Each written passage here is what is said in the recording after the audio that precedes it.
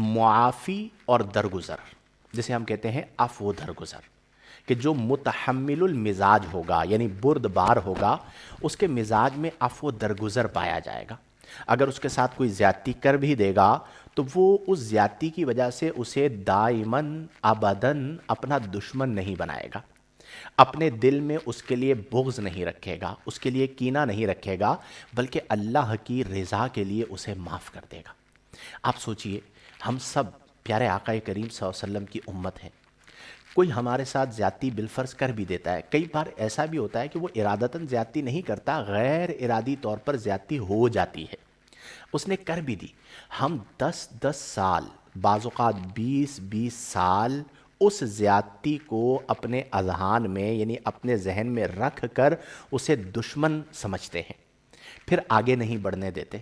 رکاوٹیں ڈالتے ہیں، بلکہ بعض اوقات تو ہمارے طبقے میں یہ ہوتا ہے کہ ہم اس ذاتی اناد کی بنا پر،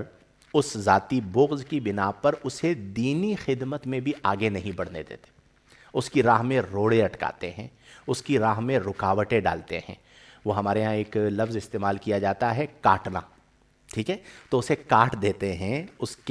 کی ترقی کو کاٹنے کی کوشش کرتے ہیں، یہ بری عادت ہے۔ میرے پیارے آقا کریم صلی اللہ علیہ وسلم کی صفت عظیمہ یہ ہے کہ آپ نے اپنی ذات کی خاطر کبھی بدلہ نہیں لیا، تو اگر کوئی زیادتی کر بھی دے تو آپ اللہ کی رضا کے لیے اسے معاف کر دیں۔ اور یاد رکھیں، جب آپ یہ معافی دیتے ہیں نا اور بدلہ نہیں لیتے تو اللہ تعالیٰ آپ کے دل کو نور سے بھر دیتا ہے۔ میں آپ کو واللہ العظیم حلفاً یہ بات بتا رہا ہوں، ماہ رمضان المبارک ہے، مقدس رات ہے، اور کل انشاءاللہ ہم تیسرا روزہ رکھیں گے۔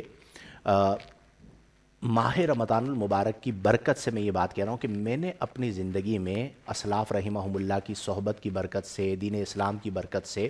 یہ چیزیں دیکھی ہیں۔ کل ہم تیسرا روزہ رکھیں گے حمزہ، یا چوتھا رکھیں گے؟ چوتھا رکھیں گے، معذرت مجھے یہ ڈاؤٹ ہو رہا تھا، آج الحمدللہ تیسرا روزہ ہمارا مکمل ہوا، کل ہم چوتھا روزہ رکھیں گے۔ یہ میں نے اس لیے وضاحت کر دی، کوئی یہ نہ سمجھے کہ ریکارڈڈ ہمارا چل رہا ہے، ٹھیک ہے، لائیو ہمارا الحمدللہ یہ سیشن چل رہا ہے۔ میں نے اپنی زندگی میں کبھی کسی سے بدلہ نہیں لیا، بلکہ ایسا بھی ہوا، میں بائی نیم جانتا ہوں کہ جو ہمارے اسٹرگلنگ ڈیز تھے، اب تو ان بیچاروں کی پہنچ نہیں ہے، اللہ نے اپنے فضل سے ان تمام معاملات سے نکال دیا، لیکن وہ جو اسٹرگلنگ ڈیز تھے، ان اسٹرگلنگ ڈیز میں بہت سارے ایسے نام مجھے معلوم ہیں کہ جنہوں نے بڑے روڑے اٹکائے، بڑے مسائل کریٹ کیے، بہت سارے، اس زمانے میں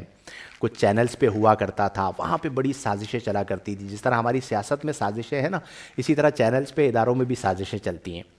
آپ یقین کیجئے واللہ العظیم وہ کئی بار میرے سامنے آئے، ابھی پچھلے دنوں کی بات بھی میں آپ کو بتا رہا ہوں،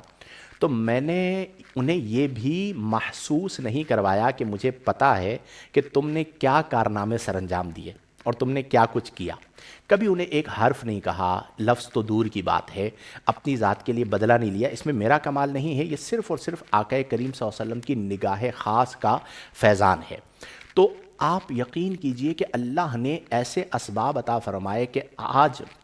اگر میں خدمت دین تھوڑی بہت کہیں کرنے میں کامیاب ہو جاتا ہوں تو مجھے کسی بھی گروپ کا، کسی بھی شخص کا، ایون میرے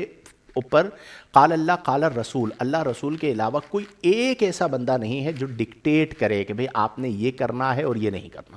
بالکل آزاد لائف، بایمانہ کہ کسی کی مٹھی کا رومال نہیں ہے، اور یہ عالم کی شان بھی ہونی چاہیے۔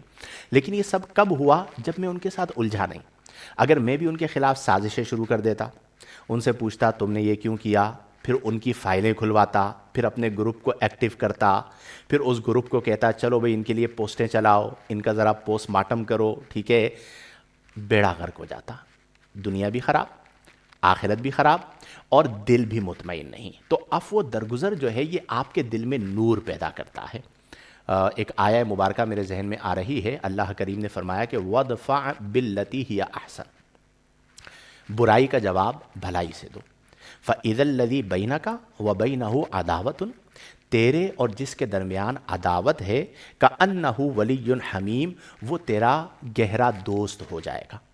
اب یہ مشکل کام ہے برائی کا جواب اچھائی سے دینا، لیکن اللہ نے فرمایا وَمَا يُلَقَّاهَا إِلَّا الَّذِينَ صَبَرُوا، اس شان کو نہیں پاتے مگر وہ لوگ صبروا جو صبر کرتے ہیں، وَمَا يُلَقَّاهَا إِلَّا ذُو حَظٍّ عَظِيمٍ، اور اس شان کو نہیں پاتے مگر وہی جنہیں اللہ نے خاص نصیب عطا فرمایا۔ تو اس لیے کوشش کریں، تو پہلی چیز وسعت قلبی کے لیے تحمل و بردباری، دوسری چیز وسعت قلبی کے لیے معافی اور درگزر۔